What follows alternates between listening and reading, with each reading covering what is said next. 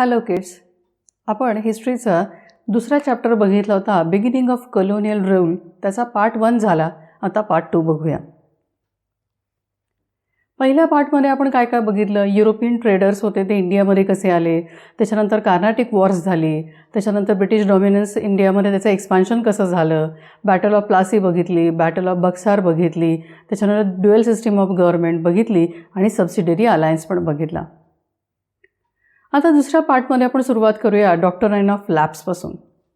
Lord Dalhousie, the Governor General from 1848 to 1856 devise this policy. Governor General Lord डलहौसीने ही policy तयार केली. According to this doctrine, if an Indian ruler under the direct influence of English East India Company died without a male heir, his kingdom would become the part of company territory. या पॉलिसीनुसार English East India कंपनीच्या अधिपत्याखाली असलेली जी काही भारतीय राजे होते आणि त्यांना वारस मुलगा नसताना जर त्यांचा मृत्यू झाला तर त्यांचं राज्य कंपनीच्या टेरिटोरीला त्याचा एक भाग बनेल. According to Hindu law, an individual or a ruler could adopt a male child in the absence of a natural heir. Hindu लॉनुसार काय होतं, एखाद्या व्यक्तीला किंवा राजाला जर मुलगा नसेल तर तो वारस मुलगा दत्तक घेण्याचा त्याला अधिकार होता. But such adoptions would have to seek a prior approval of British. पण हे करण्याकरता त्यांना ब्रिटिशांची आधी परवानगी घ्यायला लागत होती. In reality, they refused adoption and annexed several kingdoms. Satara, Sambhalpur, Udaipur, Nagpur, Jhansi were annexed by applying this. प्रत्यक्षात मात्र ब्रिटिशांनी असे दत्तक घेण्याचं नाकारलेलं होतं आणि बरीचशी राज्य कंपनीला जोडली होती. त्याच्यामध्ये होतं सातारा, संबळपूर, उदयपूर, नागपूर आणि Jhansi. Company took over Awadh in order to free the people from the misgovernment of Nawab. नवाबच्या गैरवर्तनातून लोकांना फ्री करायचं म्हणून कंपनीने काय केलं, अवध आपल्या ताब्यात घेतलं. This caused great unrest among the people of Awadh.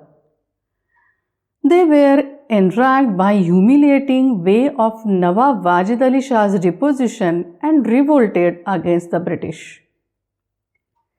Awadh आपल्या ताब्यात घेतलं त्यामुळं लोकांमध्ये अशांतता निर्माण झाली आणि नवाब वाजिद अली शहाला ज्या पद्धतीने अपमानकारक वागणूक दिली गेली त्याच्यामुळं जनता अतिशय संतापली आणि त्याने ब्रिटिशांच्या विरुद्ध बंड पुकारलं. Mysore was powerful under the leadership of Hyder Ali and his son Tipu Sultan and threat to British. Mysore हे हैदर अली आणि टिपू सुलतानच्या नेतृत्वाखाली खूप पॉवरफुल झालं होतं आणि त्यामुळं ब्रिटिशांना धोका निर्माण झाला होता. The company had to face stiff opposition from them and resorted to direct military confrontation. त्यामुळं कंपनीला खूप विरोधाला सामोरं जावं लागलं. त्यामुळं ब्रिटिशांनी त्यांच्याशी डायरेक्ट लढण्याचाच निर्णय घेतला. The Mysore rulers did not encourage trade with the company. Mysore राजाने कंपनीच्या व्यापाराला कधीच प्रोत्साहन दिलं नाही. Tipu Sultan established a close alliance with French infuriated British. आणि टिपू सुलतानने फ्रेंचांच्या बरोबर अतिशय जवळची युती केल्यामुळे ब्रिटिशांची चिडचिड झाली. So East India Company fought 4 wars with Mysore. त्यामुळे ईस्ट इंडिया कंपनीने म्हैसूरबरोबर 4 युद्ध केली. The last battle of Srirangapatnam, Tipu Sultan was killed and the company ultimately won the war. श्रीरंगपट्टणमच्या शेवटच्या युद्धात टिपू सुलतान मारला गेला आणि अखेर कंपनीने युद्ध जिंकलं. British annexed some of the territories of Tipu which were given to Marathas and the Nizam of Hyderabad for their help. ब्रिटिशांनी काय केलं, टिपूचे काही प्रदेश आपल्या ताब्यात घेतले आणि मराठ्यांनी आणि निजामाने त्यांना मदत केली म्हणून त्यांना काही प्रदेश मदतीबद्दल देऊ केले. However, Marathas refused to accept it. पण मराठ्यांनी ते स्वीकारलं नाही, घ्यायला त्यांनी नकार दिला. The rest of the kingdom was restored to the minor heir of Wadiyars, the old Hindu ruling dynasty of Mysore, by signing subsidiary alliance. मैसूरचं उरलेलं जे राज्य होतं ते त्यांनी काय केलं, ते वाडियार जे पूर्वीचे जुने राज्यकर्ते होते त्यांच्या आज्ञान म्हणजे लहान वारसाला देण्यात आलं आणि त्यांच्याबरोबर सबसिडरी अलायन्स पण करण्यात आला. In the third battle of Panipat 1761 resulted in humiliating defeat of Marathas. 1761 मध्ये जे तिसरं पानिपतच्या युद्धामध्ये मराठ्यांचा अपमानकारक पराभव झाला. Then the empire was divided into many states आणि हे राज्य वेगवेगळ्या छोट्या राज्यांमध्ये विभागलं गेलं. जसं त्याच्यामध्ये सिंधिया होते, होळकर होते, गायकवाड होते आणि भोसले सुद्धा होते. After the death of Peshwa Madhavrao I in 1772, internal quarrels among Marathas enabled the British to interfere in their internal affairs, led to a series of wars. 1772 मध्ये पहिला माधवराव पेशवाच्या मृत्यूनंतर मराठ्यांमध्ये अंतर्गत वाद निर्माण झाले आणि त्यामुळे मराठ्यांच्या अंतर्गत बाबीमध्ये लक्ष घालायची संधी ब्रिटिशांना दिली गेली आणि त्यामुळे लढाया सुरू झाल्या. First Anglo Maratha war 1775 to 1782 ended with the Treaty of Salbhai, which guaranteed peace with the Marathas of 20 years. Thus, war ended with no clear victory. पहिलं ब्रिटिश आणि मराठा युद्ध सातभाईच्या 20 वर्षाच्या शांततेच्या कराराने संपलं आणि त्यामुळे या युद्धात कोणालाच विजय मिळाला नाही. Second Anglo Maratha war 1803 to 1805. Peace was concluded with the British securing Odisha and the part of western Gujarat and Bundelkhand from Marathas. दुसऱ्या ब्रिटिश मराठा युद्धात शांततेचा असा निष्कर्ष निघाला की ब्रिटिशांनी मराठ्यांच्याकडून ओडिसा, त्याच्यानंतर वेस्टर्न गुजरातचा काही भाग आणि बुंदेलखंड आपल्या ताब्यात घेतले. Third Anglo Maratha war 1817 to 1818, the final and decisive war fought between Marathas and British, leaving the Marathas defeated. The British destroyed the Confederacy. तिसरं ब्रिटिश आणि मराठा युद्ध जे झालं ते शेवटचं आणि निर्णायक ठरलं. यामध्ये मराठ्यांचा तर पराभव झाला आणि ब्रिटिशांनी मराठ्यांचं राज्य नष्ट केलं. Peshwas was removed and sent to Bithur near Kanpur on a pension of 8 lakh per year and British took control over it. ब्रिटिशांनी पेशव्यांना त्यांच्या पदावरनं काढून टाकलं आणि त्यांना कानपूरजवळ बिठूरला वर्षाला 8 लाख एवढी पेन्शन देऊन पाठवलं. With this war, the company had complete control over all of present day India south of the Satluj River. आणि या युद्धामुळे ब्रिटिशांनी सतलज नदीच्या दक्षिण भागावर आपला पूर्ण ताबा मिळवला. East India Company fought a prolonged war between 1838 to 1842 with Afghanistan that helped the company establish its indirect rule there. East India कंपनीने अफगाणिस्तानबरोबर जवळपास 4 वर्ष इतकं प्रदीर्घ युद्ध केलं आणि त्यामुळे कंपनीला तिथे आपला इनडायरेक्ट रूल करायला खूप मदत झाली. They realized the importance of Sindh as a channel of commerce from the very beginning, which was annexed by Charles Napier in 1843. अगदी सुरुवातीपासूनच कंपनीला या सिंधचं महत्त्व व्यापारासाठी उत्तम आहे हे मान्य झालं होतं आणि मग चार्ल्स नेपियरने 1843 मध्ये ते कंपनीला जोडलं. The British had to fight with Sikhs to establish their supremacy. ब्रिटिशांना शिखांच्या बरोबर आपलं वर्चस्व सिद्ध करण्यासाठी युद्ध करावं लागलं. The presence of Maharaja Ranjit Singh held back the company, but it was only for a temporary period. Maharaja Ranjit सिंगनी काही काळ कंपनीला थोपवून धरलं. The death of Maharaja Ranjit Singh followed by a period of instability and a struggle for power. पण त्यांच्या मृत्यूनंतर मात्र राज्यात अस्थिरता आणि सत्तेसाठी संघर्ष सुरू झाला. British grabbed the opportunity and to prolong Anglo-Sikh wars decided a fate of Punjab. ब्रिटिशांनी ह्या संधीचा पुरेपूर फायदा केला आणि ब्रिटिश शिखांच्या प्रदीर्घ युद्धाने पंजाबचे भविष्य ठरले. The Sikhs could no longer preserve their independence, and finally in 1849 Lord Dalhousie annexed the Kingdom of Punjab. आणि शेवटी काय झालं, 1849 मध्ये लॉर्ड डलहौसीनी ह्या पंजाब प्रांत कंपनीला जोडून घेतला.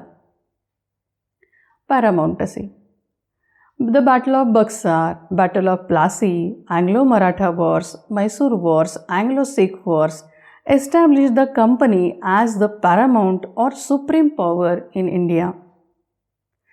बक्सारची लढाई असेल, प्लासीची लढाई असेल, अँग्लो मराठा वॉर्स असतील, मैसूर वॉर असेल, अँग्लो सिख वॉर असतील, ह्याच्यामुळं काय झालं, कंपनी भारतातील सर्वोच्च शक्ती म्हणून स्थापन झाली. Under Lord Hastings Governor General from 1813 to 1823, a new policy of paramountcy which claimed that company's power was more than any of the Indian state and thereby justified their annexion of Indian territories. Governor General Lord हेस्टिंग्जनी ही नवीन paramountcy पॉलिसीचा असा दावा केला की कोणत्याही भारतीय राज्यापेक्षा कंपनीची पॉवर ही जास्त आहे आणि हे सांगून त्यांनी भारतातील बरीचशी राज्य खालसा केली. Setting up a new administration. In 1757, after the conquest of Bengal, the English East India Company became a dominant political power in India. 1757 मध्ये बंगालच्या विजयानंतर ईस्ट इंडिया कंपनी एक डॉमिनंट राजकीय सत्ता भारतात बनली. With the territorial expansion, the company also felt the need of administer the acquired territories efficiently. आणि हे जे विस्तार करून कंपनीला जे मिळवलेले प्रदेश होते ते सक्षम करण्यासाठी आता प्रशासनाची गरज वाटायला लागली.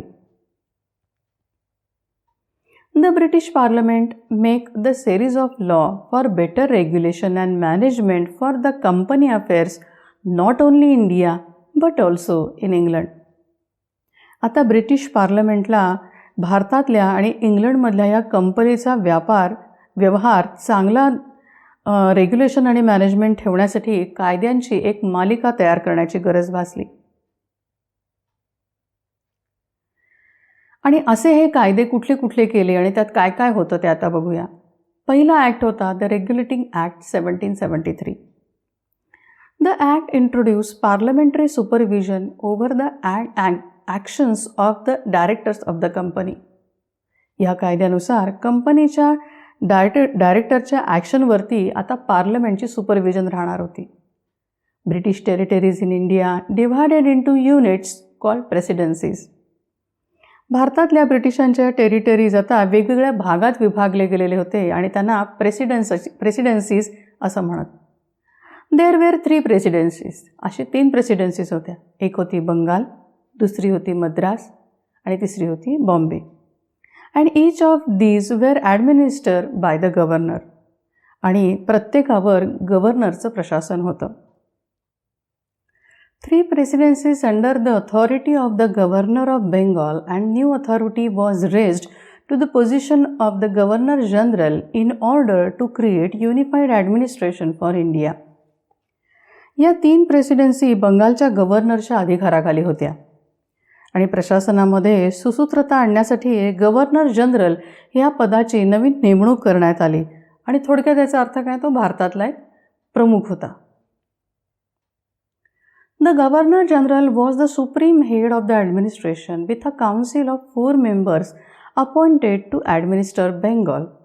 He was to supervise the governors of Madras and Bombay.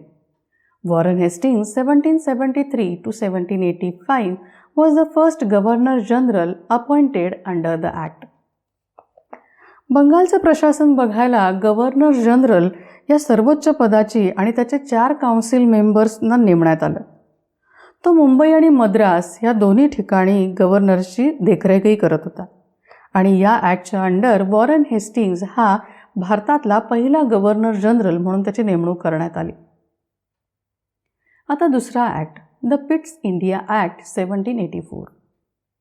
It was introduced to rectify the defects of the Regulating Act of 1773. Pitt's India Act 1784चा जो होता तो कशासाठी लागू केला तर 1773चा जो ॲक्ट होता त्यातले जे दोष होते त्यात सुधारणा करण्यासाठी म्हणून हा ॲक्ट बनवण्यात आला. The board of control of 6 members which has all the powers and control over civil, military, revenue affairs of the company. आणि हे जे 6 काउन्सिल मेंबर होते बोर्डचे त्यांना वेगवेगळे अधिकार होते आणि ते कंपनीच्या सिव्हिल, मिलिटरी आणि रेव्हेन्यू अफेअर्सवरती कंट्रोल ठेवू शकत होते. आता 1786 ॲक्ट काय आहे बघूया.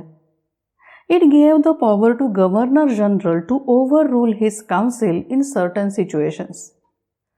1786च्या ॲक्टनुसार गव्हर्नर जनरलला काही परिस्थितीमध्ये ह्या काउन्सिलच्या निर्णयाच्या पेक्षासुद्धा वेगळा निर्णय घेण्याचा अधिकार मिळालेला होता.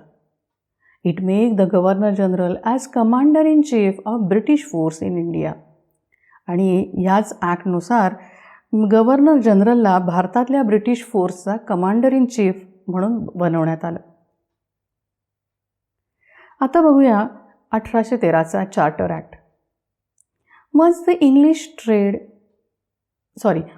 the English trade to all Englishmen subject to a few conditions and abolish the company's monopoly in India trade except with China.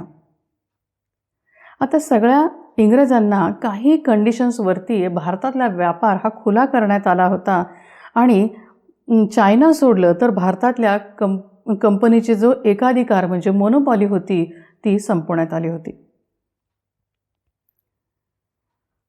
1833चा जो ॲक्ट होता त्याच्यानुसार काय झालं, deprived the company of all its commercial activities and ended trade with China. ह्या 1833च्या ॲक्टनुसार काय झालं, कंपनीला सगळ्या कमर्शियल ॲक्टिव्हिटीपासून वंचित ठेवण्यात आलं आणि त्याचा चायनाबरोबरचा ट्रेडसुद्धा काय आता संपुष्टात आला होता. Company remain purely a administrative body under the crown. आता हा क्राऊनच्या खाली, इंग्लंडच्या क्राऊनच्या आधिपत्याखाली ही कंपनी आहे, ही फक्त एक ॲडमिनिस्ट्रेटिव्ह बॉडी होऊन राहिलेली होती. Law and judiciary. Before arrival of British the Indian followed traditional laws based on local customs and traditions to carry out justice. British जेव्हा भारतात यायचे होते त्याच्या आधी भारतीय लोक या न्यायासाठी पारंपरिक कायद्यांचं पालन करत होते जे आपल्या रूढी आणि रीतीवरती अवलंबून होतं. In the beginning British did not interfere with the existing system and followed the Hindu laws Shastra and Muslim laws Shariat, but this caused confusion. ब्रिटिशांनी पण काय केलं, सुरुवातीला या असलेल्या सिस्टीममध्ये फार ढवळाढवळ करत नव्हते. त्यांनीसुद्धा हे हिंदू लॉज म्हणजे शास्त्र आणि मुस्लिम लॉज जे आहे त्याच कायद्याचं पालन करत होते, पण त्याच्यामुळे खूप गोंधळ निर्माण झाला. To remove the confusion in existing system, important changes were made during the period of Warren Hastings and Lord Cornwallis, and proper shape was given to Indian judicial system. आता हा एक्झिस्टिंग सिस्टीममधला हा जो गोंधळ आहे तो दूर करण्यासाठी वॉरन हेस्टिंग्स आणि लॉर्ड कॉर्नवॉलिस या दोघांनी कायद्यामध्ये काही महत्त्वाचे बदल केले आणि त्यामुळं भारतीय कायदा व्यवस्थेला एक प्रॉपर शेप देण्यात आला. आता न्यू सिस्टीम ऑफ जस्टिस 1772 काय होता बघूया. Each district was to have 2 courts. प्रत्येक जिल्ह्यामध्ये 2 कोर्ट होती. A criminal court faujdari adalat, and a civil court, diwani अदालत.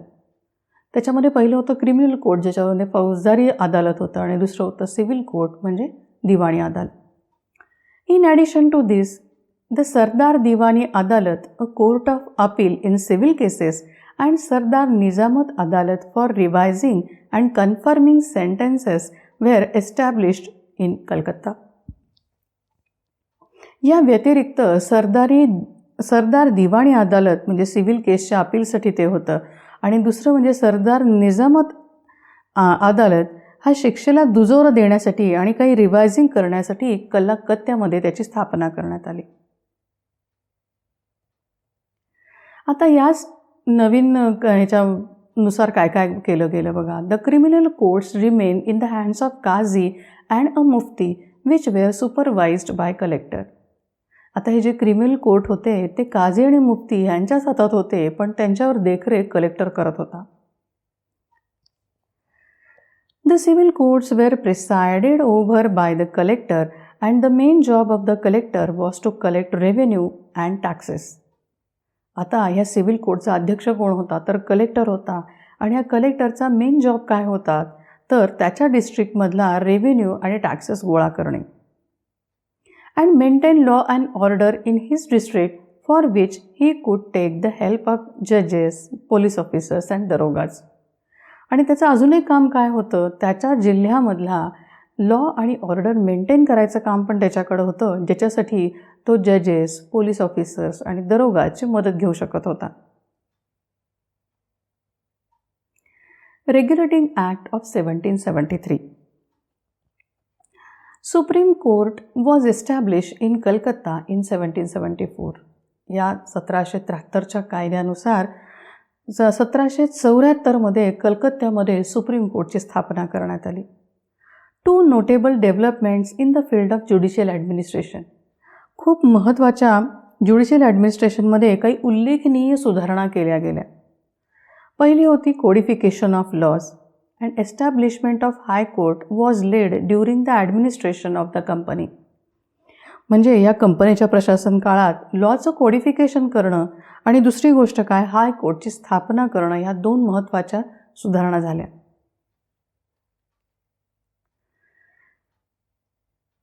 याच कायद्यानुसार law commission was constituted to codify the Indian laws. आणि या इंडियन लॉचं कोडिफाय करायला लॉ कमिशनची स्थापना करण्यात आली. Thus, the principle of the rule of law was introduced irrespective of caste and creed in India, established the concept of equality before law.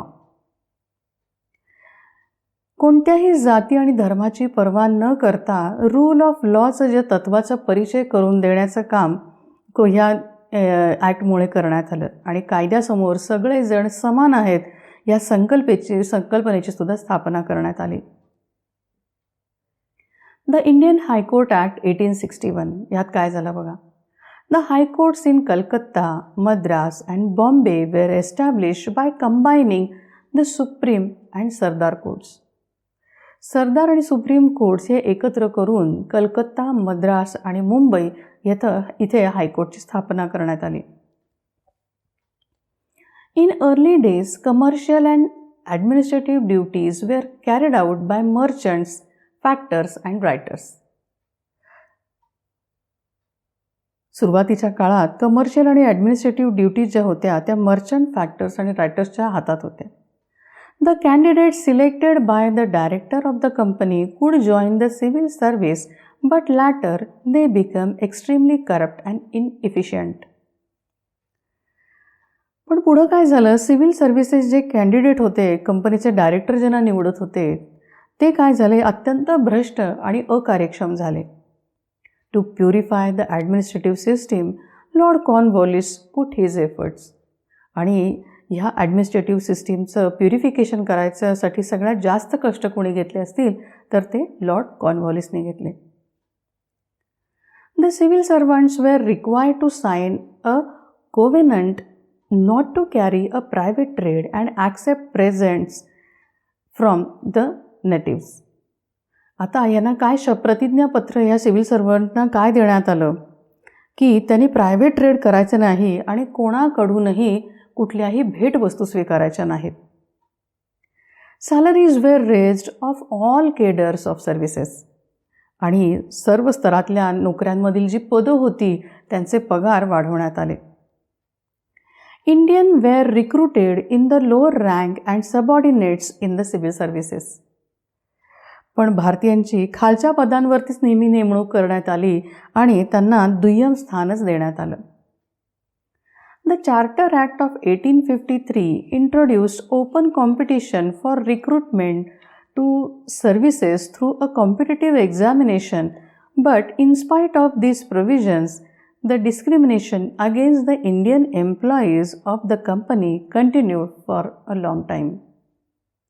Charter ॲक्टनुसार 1853च्या charter ॲक्टनुसार civil सर्व्हिसेसमधली जी भरती होती ती कॉम्पिटिटिव्ह एक्झामच्या माध्यमातून सर्वांसाठी खुली करण्यात आली. पण ही जरी प्रोव्हिजन असली तरी भारतीय कंपनीच्या भारतीय कर्मचाऱ्यांना मात्र नेहमीच भेदभाव हा कायम राहिला. Police. When British began to rule India, the duty of maintaining law and orders was in the hands of zamindars. British जेव्हा भारतात राज्य करायला सुरुवात केली तेव्हा लॉ आणि ऑर्डर मेंटेन करायचं काम कोणाचं असेल तर ते जमीनदारांचं होतं.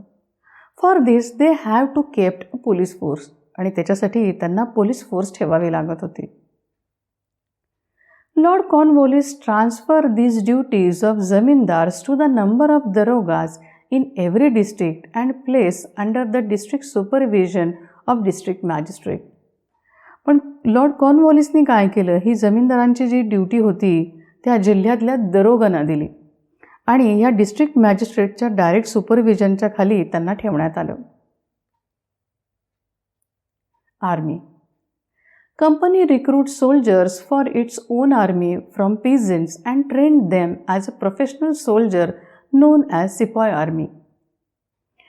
कंपनी सैनिकांची भरती स्वतःच्या आर्मीसाठी या शेतकऱ्यांच्या मधनं करत होती आणि त्यांना प्रोफेशनल सोल्जर म्हणून ट्रेनिंगही देत होती आणि तेच पुढे सिपाई आर्मी म्हणून त्यांना ओळखलं जायचं.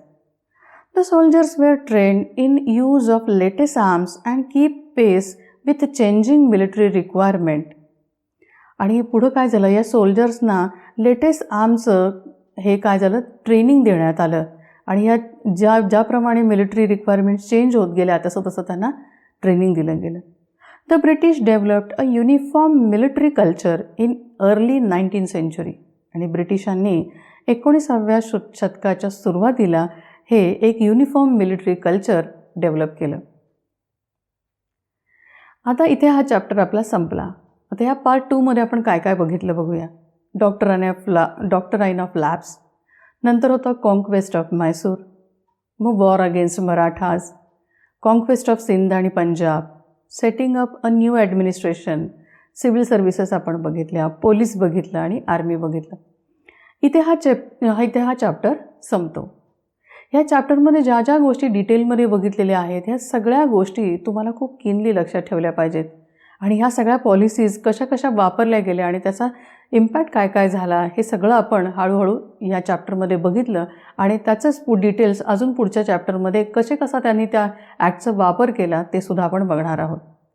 तर ह्याच्या रेफरन्स मटेरियलसाठी त्याच्यानंतर वर्कशीट आणि क्विजसाठी हे तर आपल्या ॲप आणि वेब पोर्टलवर अवेलेबल आहेच. सो इथे आपण बिगिनिंग ऑफ कॉलोनियल रूल्स हे दोन्ही पार्ट संपवले. थँक्यू.